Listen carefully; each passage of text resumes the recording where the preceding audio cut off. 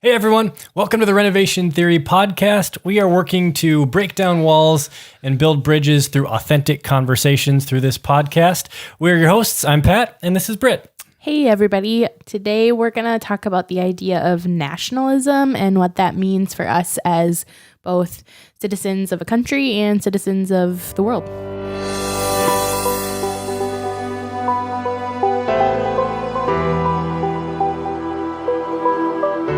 Nationalism. Yeah. So it's a word that's been around for a little while. It's not a super old word, but lately it's kind of become a negative word. Well, yes and no. I think it depends on who's talking about it. Exactly. It's been used a lot around President Trump. Right. And the term is being used in several countries in Europe, and that mentality is on the rise in Europe as well. So it's not as if here in America we are alone in the rise of the idea of nationalism. But with a lot of the stuff that has happened since President Trump took office and the way he's handled things and the people he associates with, sometimes the word nationalism is conflated with the term white nationalism. Sure. And so in that context, it is used in a negative sort of way. But what we want to talk about today is that true? Is the term nationalism really a negative? Is it a negative term, or is it just one way of viewing our civic duty, our civility? Right. Well, and the reason why this kind of came to, I guess, the forefront for me is obviously I've seen many articles and listened to TED Talks and stuff where people use the terms nationalism and globalism and kind of seeing those as a dichotomy, I guess, on the spectrum that you can either be one or the other, which we can talk a little bit about that later. And if that's really is that a true dichotomy? Does it have to be one or the other? But that is one of the things that we are seeking to do here with this podcast, is to expose those false dichotomies. So talking out these issues like nationalism versus globalism, is it a false dichotomy or is it really two opposites? Right.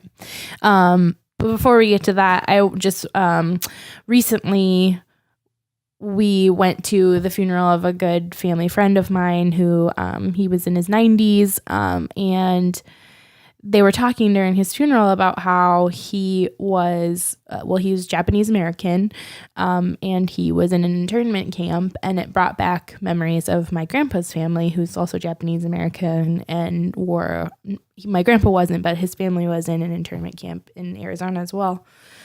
And I'd never really thought about it before, but both of them were extremely patriotic people. My grandpa lived here for the majority of his life, with just a little bit of time that he spent in Japan with his grandpa and his aunt, and learning more about the culture there. And he ended up going to school there because World War II broke out while he was there. And so it just turned into, we think it's better for you to stay there, and that kind of thing. But he eventually was working with the U.S. military as a translator.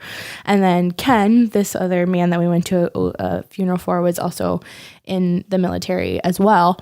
And I was struck by that as kind of a unique circumstance that or it seems unique to me, I guess, having not lived through that time, that they were two people whose families had been literally interned, I don't know what, uprooted and in what many of us today would consider imprisonment of some capacity. And yet they were known for being so passionate about this country. And I know from subtle things and things with my family, and my mom has said that, it's not like their time in this country was without prejudices, I guess. Yeah.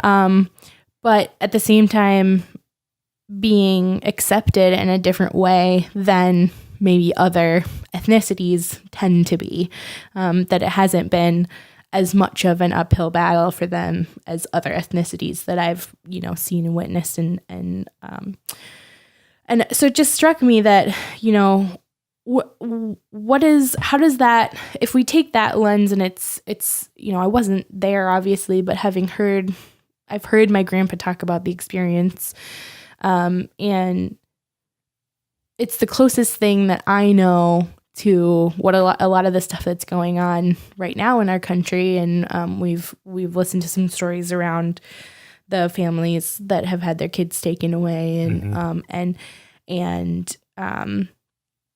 it just struck me like how, what's so important to them about this country that their families could have gone through that, and for them to be fiercely loyal to it. Yeah. Well, and not just loyal, like I love being an American, but like you said, fiercely loyal. That was when we were at Ken's funeral, the top two things that people said about him is he loved God and he loved his country. Right. And yeah, you're right. It does seem odd, at least at a surface level, that somebody who has firsthand gone through that at the hands of America, of the American government, would be so fiercely loyal, and at 95 years old, when he dies, is described as loving God and loving his country.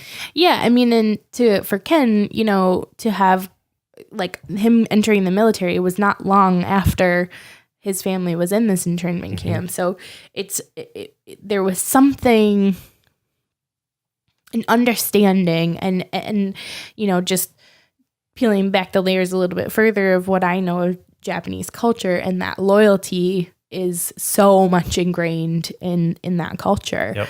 And but it got me thinking about, we have this idea of like, you have to be from here, wherever here is. It doesn't have to be necessarily America, but I think that's like it's just like a natural intrinsic way that we think about life. Like, you have to be from here to be loyal to here. Sure. Like this insider mentality.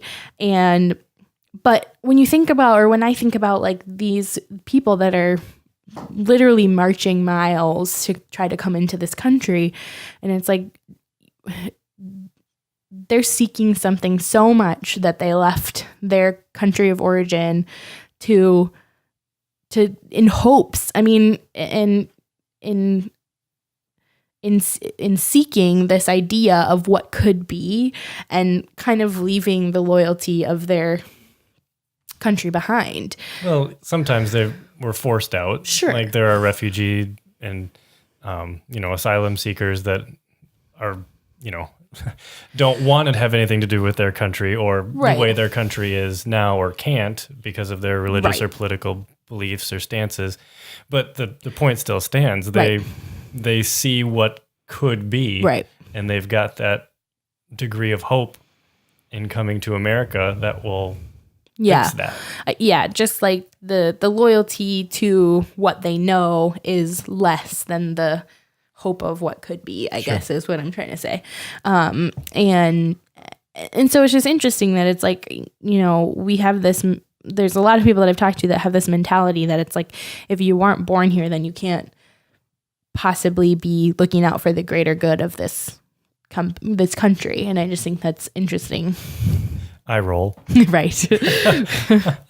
But yeah, so on the subject of nationalism, that is seen as a very inside focused term. Like if you're a nationalist, then you are for your country first. Right. It doesn't have to be the extreme of your country only. Right. But it definitely is, you first look to the needs of your own people, or however you want to define people. And that can get super granular. It can also be super broad and simply geographic. And it could be more along the lines of, race and culture and ethnicity and everything. And that's when it gets into potentially negative, dangerous terms. But it is in contrast to the term globalism, where you think about the world as a whole first and foremost. And so in doing a little bit of research into nationalism, and especially because this past weekend was the 100-year anniversary of World War I ending. And so there was a big conference and lots of world leaders were in France to commemorate that. And there were some ceremonies and stuff. And so as happens when President Trump and other world leaders get together, there's a bunch of news stories that go around. And the term nationalism, patriotism, globalism came up from President Trump, but it also came up from the French President Emmanuel Macron. French President Macron was basically arguing the complete opposite of what President Trump was arguing. And so they were not directly debating, but they were definitely at odds with each other. And so that's a recent thing, but the term nationalism has definitely been a part of Trump's vocabulary and his political stance ever since running for president in 2006. Whether or not in that actual term. Right. Yeah. So the term nationalism has gone through phases of being positive and negative throughout history. It kind of fell out of favor both during World War I and World War II, because that's what a lot of people see as the big problems and what caused those wars is that intense nationalism, and we have to spread our version of nationalism outside our borders and make other people conform to our version of, you know, a nationalist of our people, and take that on. But it started back in the French and American revolutions with people wanting to have an identity in their homeland separate from the people that they thought were oppressing them. When the Americans' definition were people not from their homeland in, you know, England across the sea, and the French Revolution against the hoity-toity higher-ups who were not taking care of the people. And so the people were looking for that sense of nationalism in themselves and something that they could use as power in themselves. But throughout human history, and I am no history buff whatsoever. I read an article on it that had lots of big words, and it took me forever to read through it. But nationalism wasn't ever really a thing because societies, for the most part of human history, weren't self-sufficient enough. They needed trade, and they needed people, even if it was in the form of slave labor. They needed to bring other people in to help them. They couldn't sustain their population just by birthing new children alone. And so the fact that nationalism is such a big deal now means we've come so far technologically, to throw back to our last week's episode, that we can sustain and maintain and grow a population within ourselves. But because that's not how humanity has always functioned in history, nationalism becomes very much a melting pot nationalism, and it's no longer you have to be the same color, same religion, same whatever to be a part of my nation. Well, that's what I was going to say, though, is there's it's interesting that you say that we've never been self-sufficient enough, because I think, you know, not that I know any like firsthand experience or anything like that, but survival mentality has always kind of fed nationalism, if you like, or, you know, if you think tribes and that kind of thing, like I think we always have feared things we don't understand. So strangers or settlers or whatever it is. So it is kind of a bigger picture view of that same idea of, I don't know you, I don't understand you, I don't know your culture, I don't know your priorities, so therefore you must be dangerous. And that gets boiled up to the fact that, you know, we now have that happening at country level scale. And when you were mentioning nationalism earlier, I was thinking too, like that, I think about Native Americans and their sense of nationalism inside of their own tribes, inside of the American story. And, so it's like, I think that can be, you don't generally see that on like, we don't really have like Minnesota nationalism so much, maybe a little bit against Wisconsin. Yeah, but depends on who we're fighting against. Right. But I guess we don't really necessarily have reasons in our country to have nationalism on a state level. Sports. Sure. I didn't even think about that until you were just saying that, though. Sports is kind of a form of nationalism. Sure. I mean, specifically right now, my mind goes to the NFL because I'm a big NFL fan and we've been watching a lot of football lately. Mm-hmm. But if you think about it on a global scale, take the Olympics or World Cup or something like that, it is totally that sense of nationalism. Right. And pride in your country. And you've got, you win gold, silver, or bronze in the Olympics and your whole country is behind you, even if 99.9% of the country didn't even know your sport existed before then. All of a sudden they're like, yeah, gold medal. We love this sport. What's it called again? But soccer is huge around the world and it is so much a country thing. Players who play all around the world in other leagues go back to their home country to play soccer in the World Cup for their country, and fans root for them simply because they live or they were born in that country. Right. And they root for that. So I didn't even think about that, but that's a good parallel. It's a great parallel because I think it's a good example of how something that is very naive can turn violent. And I have never and will probably never understand people who riot after sports games.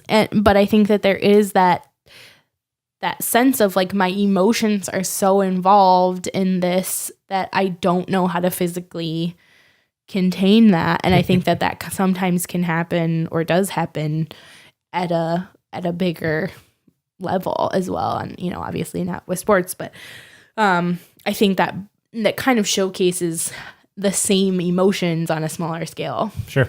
So getting away from the sports a little bit, nationalism versus patriotism, or not versus necessarily, but is nationalism the same as patriotism? Because we look at, especially in the case of serving in the military, we call all people who have served in the military patriots. Right. That's a term that we use all the time. Right. And we don't necessarily call them nationalists, but it kind of is, it's the same idea, fighting for your country, but what's the difference? What do you think the difference is between a patriot and a nationalist? In the positive sense of the word, not, nationalist, not saying the negative sense. Yeah, I guess I don't really, do you have a specific thought around that? I don't have a specific thought. I know the terms can be used interchangeably. I don't know. I haven't done enough research and don't know the origins of those words to say whether or not they are synonymous or not. But it's interesting that a patriot is definitely a positive thing. You love being called a patriot for your country, but at the same time we've got nationalist, which has competing definitions depending on who's saying it. But they're definitely both inward focused. Right. Even if a patriot, even if you're fighting not on your country's soil, you're still a patriot and you're fighting, even if it's take an American soldier fighting in Iraq, in the Iraq War or something. We were definitely not fighting for America in that war, or even World War I, World War II. The Americans fighting in Europe were not fighting for America specifically, but they were still American patriots. Right. Yeah, I don't know. I mean, I think I was just looking at a few little things to see if there's any major differences that I noticed, and I'm not seeing anything. And I think, part of the series on nationalism, it says over here, I think there is a lot that is really similar between those two. To me, I guess there's like a sense of some kind of sacrifice for patriotism, whereas nationalism feels a little bit more passive, I guess. Just sure, it's an ideal versus an action, maybe. Sure, yeah. And that's like in my head, that's how they're different. But I think the ideal can be the idea of nationalism. I think can be either passive, like there's like peaceful passive, or action oriented, or potentially violent. I don't think that that it necessarily means that it's just only ever an ideal. But I guess I could see, if somebody does something in the name of nationalism, that wouldn't necessarily equate patriotism.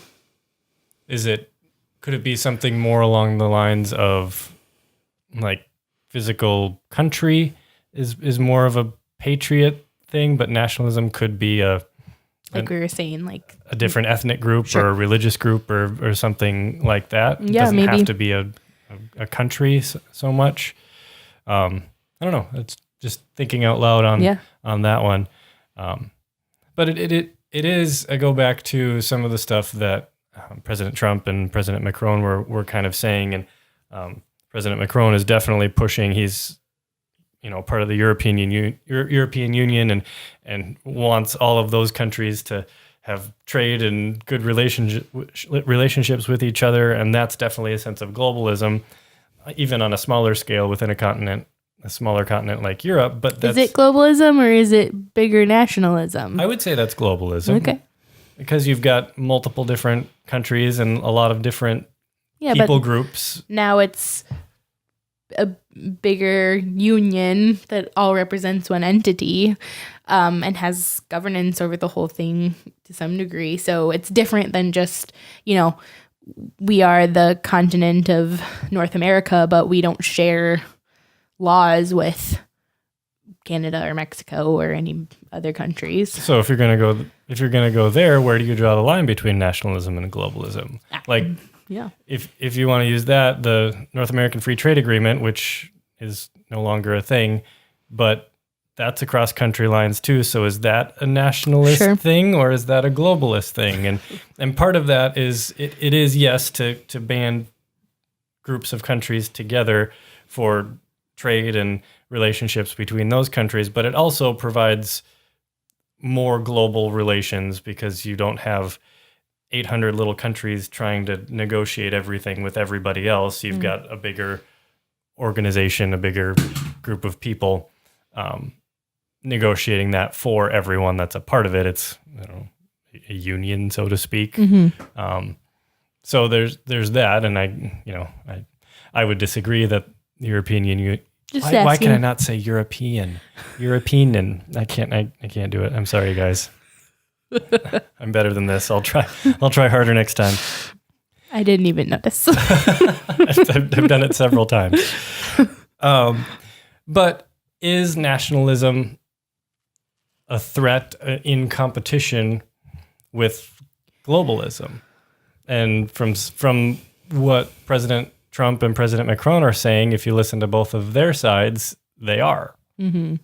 And they probably disagree with each other on a lot more than just that one issue. And so that's probably playing into it. But I don't know. Can you be a nationalist and care about the rest of the world? Because President Trump has said that. He cares about the world. He just cares about America first. Sure. Well, I mean, and I listened to TED Talk that we'll put a link to that's essentially the idea of, can nationalism and globalism coexist? And I think they can. I mean, and I guess it depends on how you're defining that, because the way you're saying it, like, you either get to choose country first or global priorities first. At its base, that's what it is. But I think the point that he was kind of making in this TED Talk was maybe it just is issue dependent, like nuclear nuclear power, however you want, weapons, how we use those nuclear weapons, you can, like, I think it makes more sense personally to think about that on a global level versus when I see us thinking about that from a national level, it is at the expense of a lot of other people. It's keeping us safe and potentially very harmful to other people, which I guess you could boil everything down to.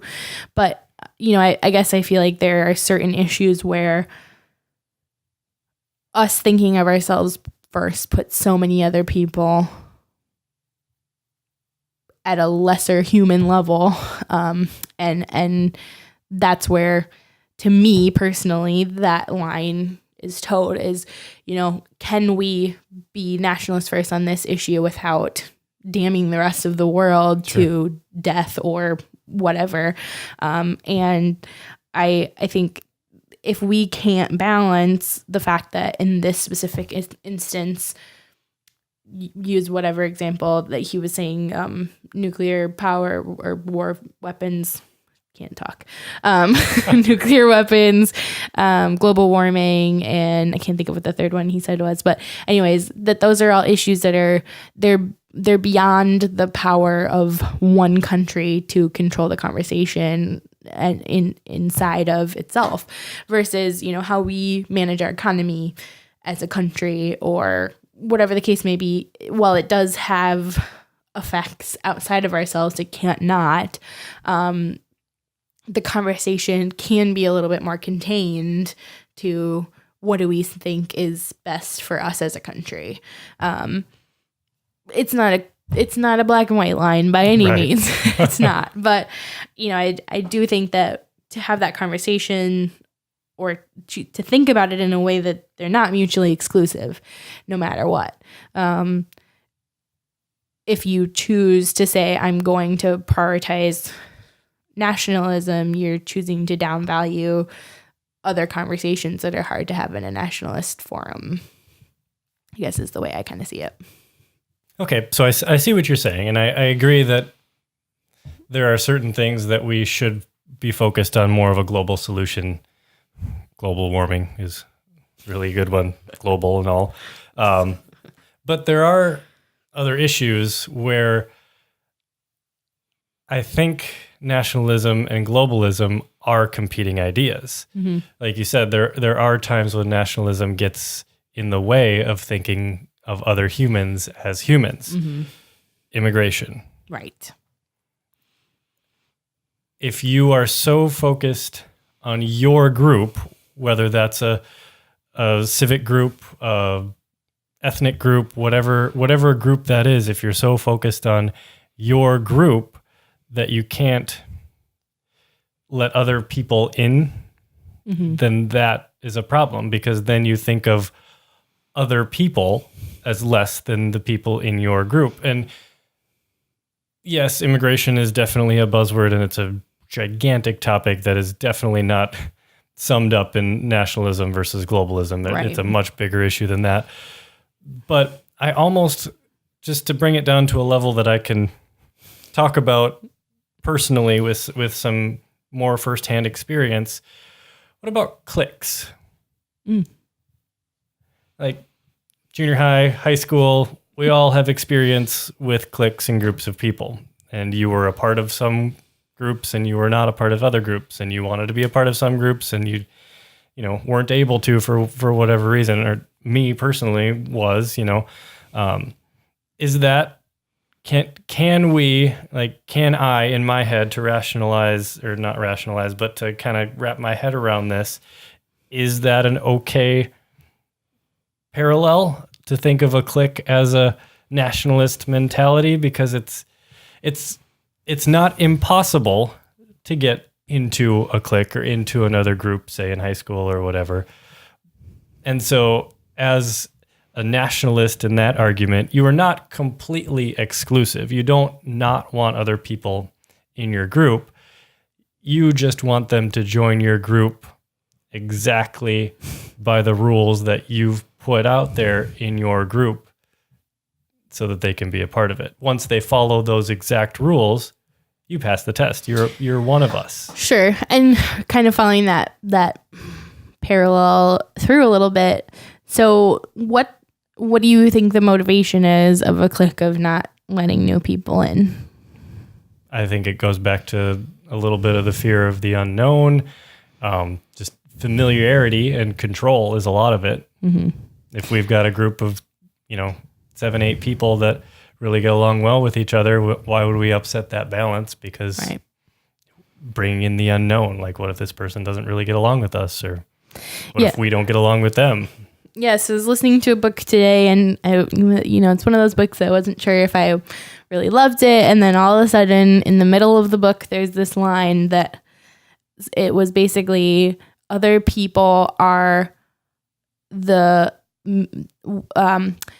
how we treat other people or how we interact with other people is one of the greatest mirrors that we will ever have of ourselves, and if we're not conscious of trying to understand other people, then we constantly go through life using our relationship as a mirror for ourselves. How did I treat that person? How did that person see me? How did interacting with that person affect the rest of my life? How did that person being part of my clique affect my relationship with the clique? Instead of saying, how did including that person in the clique enhance the clique, or how could it change us in a positive way, or whatever the case may be. Change the group as a whole versus right.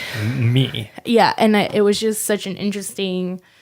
I kind of lost where I was in the book because I started thinking about that and how true it is, and it's just like we live so much of our lives with this idea of how does letting immigrants into this country benefit me? How does letting so-and-so into our clique benefit me as a person?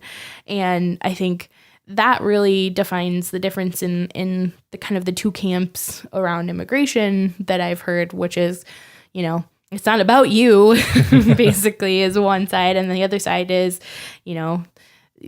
losing jobs or my security and my safety, and those are all through that lens of me, and so I just think that's a really interesting piece to consider how you view that issue. Any issue for sure, but that one specifically, as I feel like it can kind of shed a lot of light on your motivation behind how you feel. Yeah, that's an interesting. It totally is a lens on you personally, even how you interact with people that are in your clique or are in your group. Yeah. What's that need for control or that power struggle in there, and I think it is interesting that most of the time when we're talking about nationalism, it is about the group that's in power. Right. It's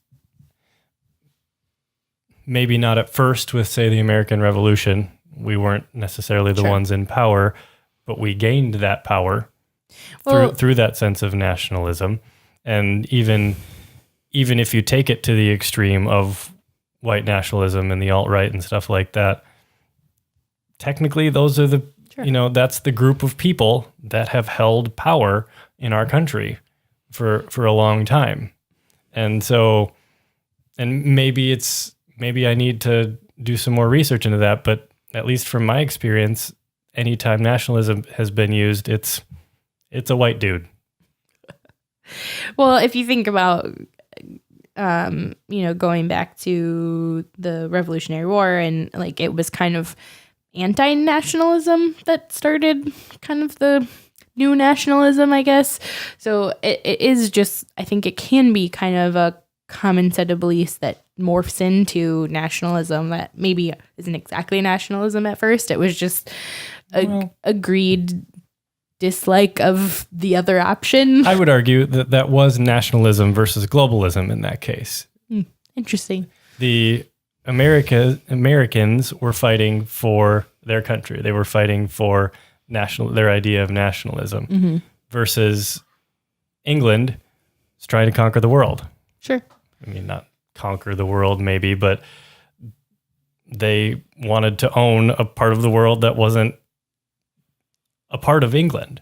Yeah, I could. That was, and that's carryover from history and Roman empires and Greek empires and stuff like that, which is definitely more globalism, empire conquering, forcing people to be a part of it's not even nationalism at that point. It's definitely globalism, and one gigantic empire with a bunch of people in it at that point is globalism. And so I would say Revolutionary War was definitely nationalism against that globalism. Interesting.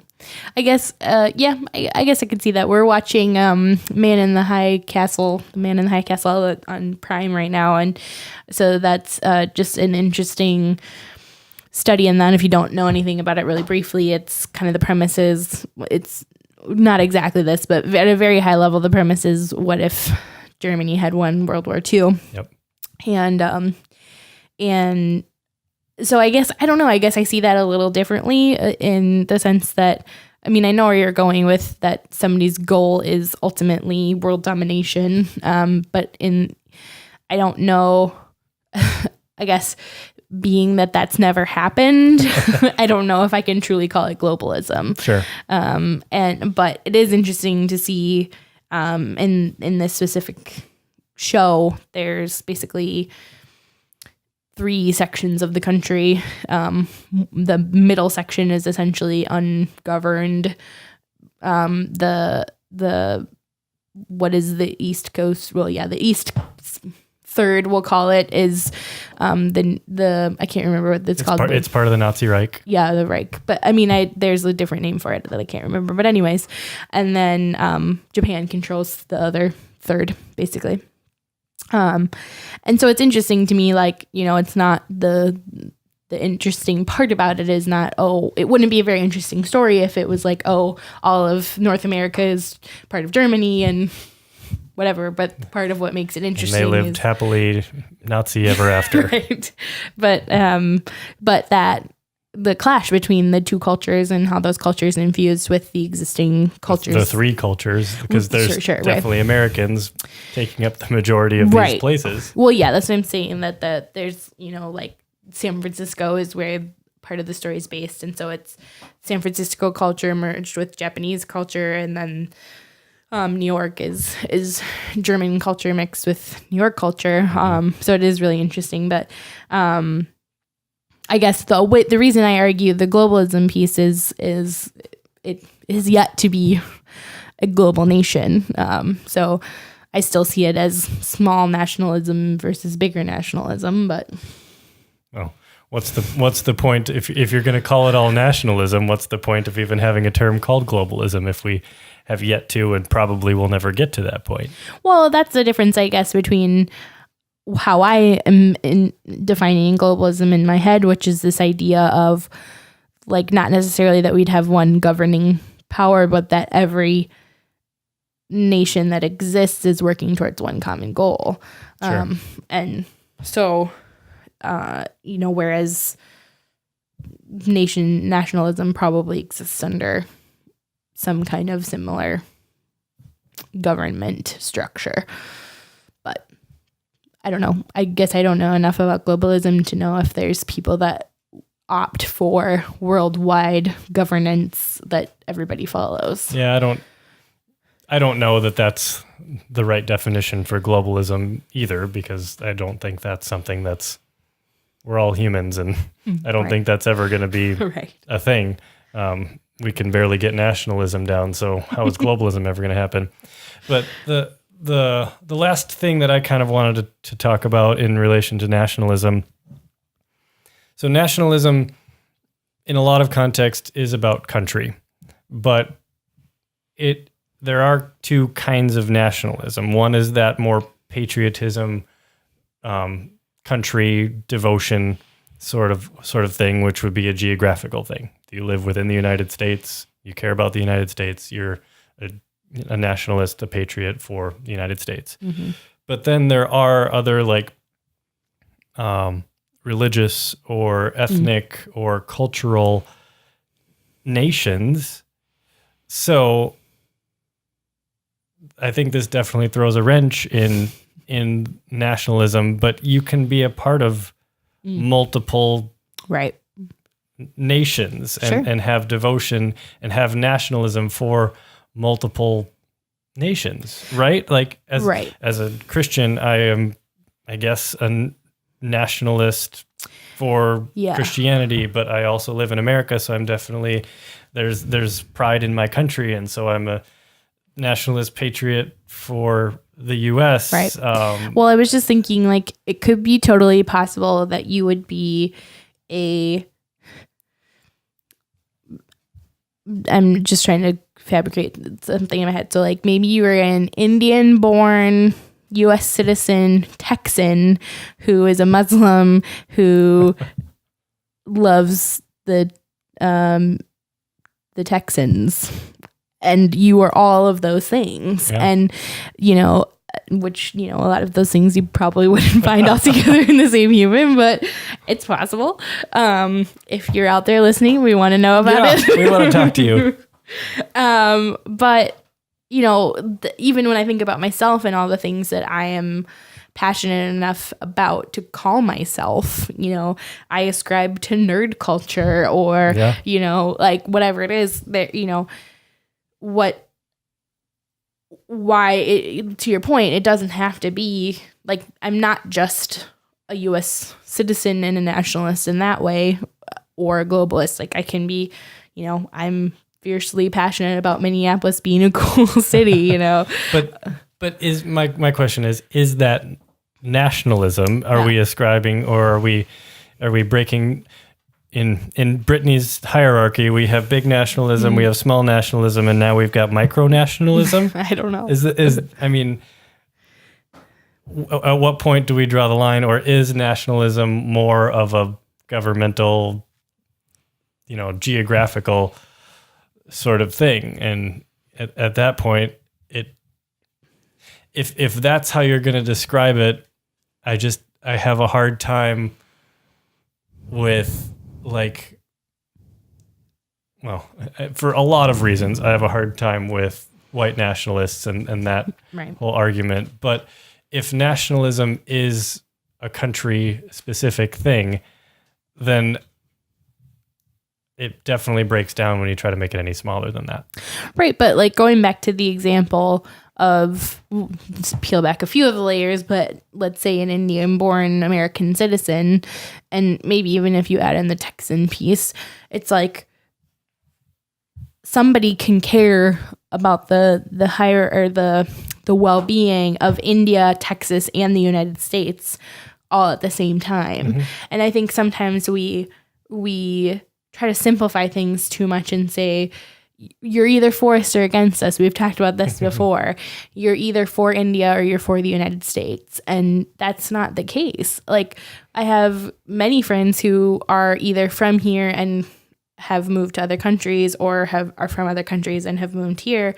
And I would, they will always have nationalism towards their country of origin, but maybe, because they live in a certain country, they might have slightly higher nationalism for that country because it directly affects their life a little bit more. But even going back to the immigrants who are coming here from anywhere, who they're coming for an idea.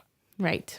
So then you've got nationalism as it relates to an idea. So even saying I'm an American and I'm a nationalist for America, what does that mean? Mm-hmm. Like, are you for so-and-so's America, or are you for so-and-so, the other so-and-so's America, or yet another so-and-so's America? Like, what is that even? Right. And then in that case, like, a lot of times I think we ascribe that they have more nationalism towards their home country, when I would venture to bet there's a lot of cases where that's not true, where they very easily ascribe their nationalism to a country where they sought and got asylum, and would be much more interested in the well-being of that country than their home country.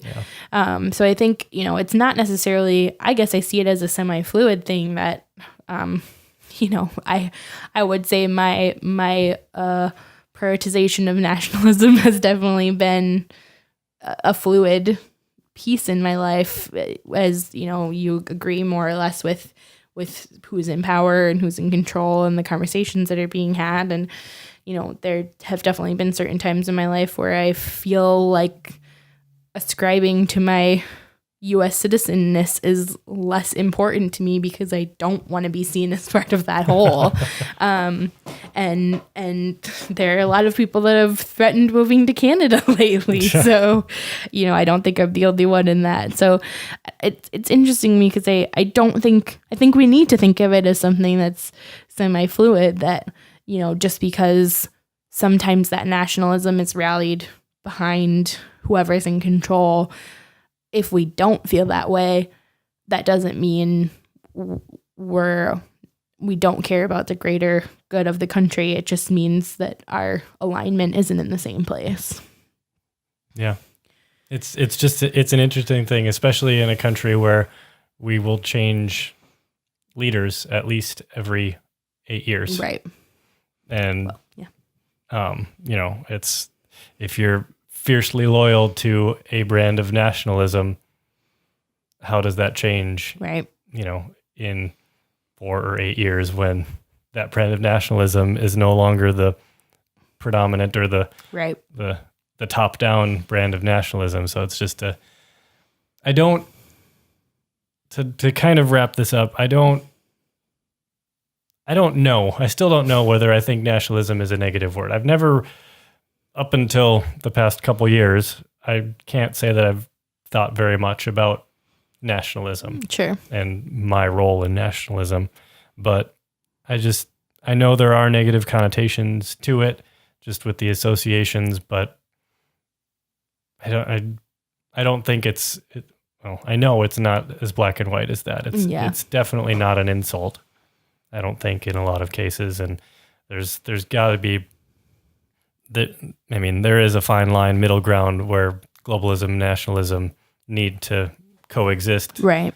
Even on different issues. But it's an interesting one, and society and current culture definitely dictate how we view terms and words and things, and I think that's right. A big thing right now. Well, and I think that goes back, just as you're contemplating this for yourself personally, I think it goes back to the conversation around false dichotomies. And I think we have this desire inside of ourselves to have to say it's globalism or nationalism. And those are the only choices that I have. And I think we're trying to expose this conversation and give you permission to say yes and to say, yes, I have extreme pride in my country and I want the best for it, but I also want to make sure that some things happen on a global level to ensure that, a lot of people don't die or we're all here on the planet in several years, or whatever the case may be. There's other issues